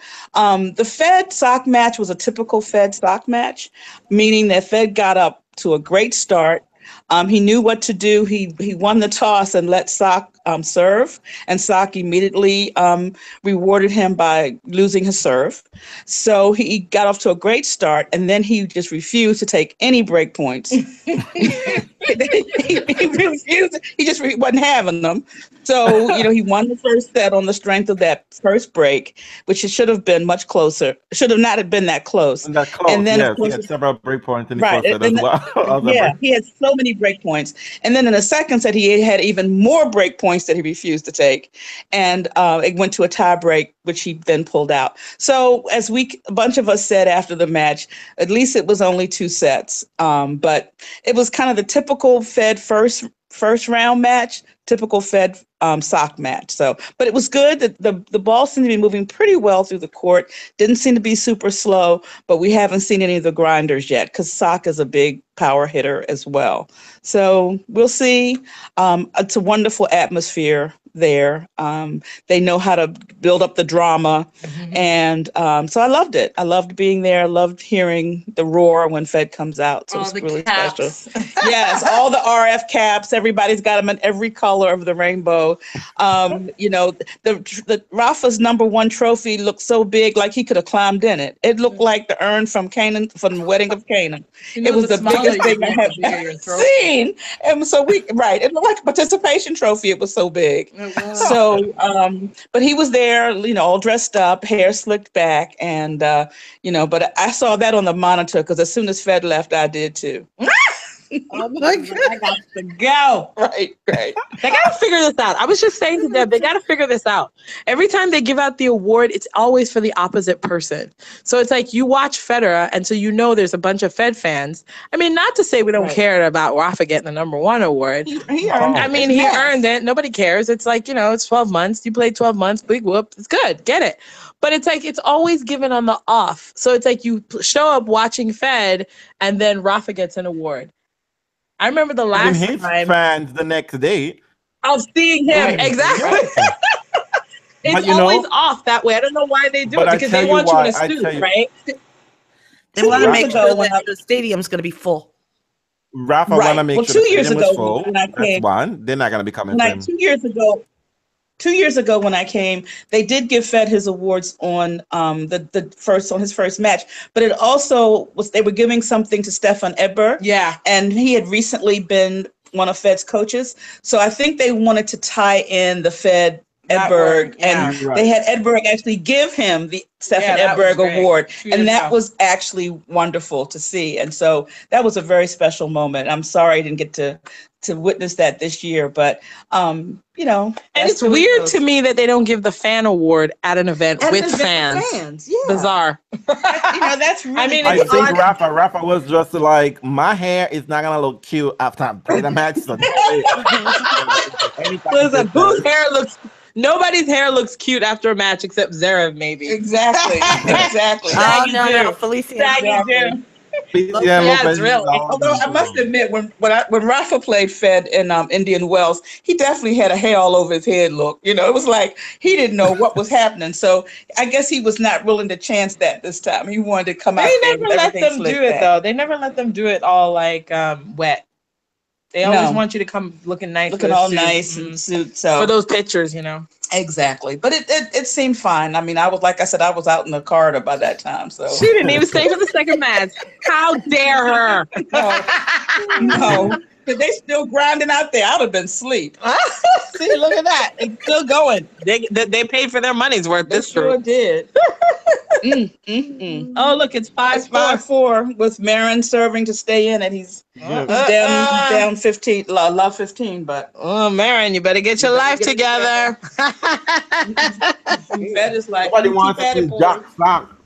You want to play Jack Sock for like consolation points? Oh. Well, it was interesting.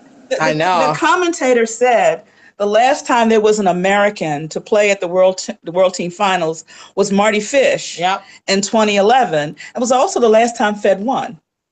Yeah. So Fed was giving Marty Fish games. Oh my God! You remember there was a point in that game. There was a point in that match where Fed was about to bagel him, and suddenly Fed lost his ability to serve, and then Marty was like getting it back in it, and then suddenly Fed tightened it up. So I was like, why were you giving games away? You were giving games away, mofo. Exactly. So I think he gave him a set. If I'm not mistaken. I think he got a set. He could, because Marty hadn't won a set. remember triple match points, Chile. Triple match point Zverev. Triple match point Zverev. Look at this mofo. See, look at Chilich. Well, I wanted to see Fed versus Zverev anyway. That's the match everybody wanted. So yeah, that's the match they wanted on Tuesday night. It's love 40. Look at that, Chilich. This man was in a Grand Slam final. Oh please. Stop. Something about London. All right. Well, you know what? All right. We've taken your time. We're wrapping this sucker up. All right. So we are going to be. Bye, guys. Bye. Bye. We're gonna be enjoying the rest of the week. Debbie, we hopefully will have you back when for the finals, so we can talk about who won. Yeah. Especially if it's Federer. Debbie, it's optional if Federer doesn't win. We'll understand. We would definitely understand. We might even have a podcast anyway. Alrighty. So thank you folks for listening. Don't forget to comment below. We're on YouTube, we're on Twitter, we are on iTunes, and we are on Podbean. Fed is ahead on sets. Yep. So All righty. It's been fantastic, Deb y'all. is constantly on the Federer train. I love I it. love it. She's on the train and she won't get off. And she won't get off until Rafa's knees get off. So that was great. Oh, That was a fabulous mini rant on the knees. But I've got to go, y'all. It's too late. All right. Yes, it is. Good night. Good night. Good night, everyone, and good day. Take care. And let's just Enjoy the tennis. finish up winning the match. I He's think won. he Yes, did. and we're out. Good night. Good day, everyone. Bye. All right.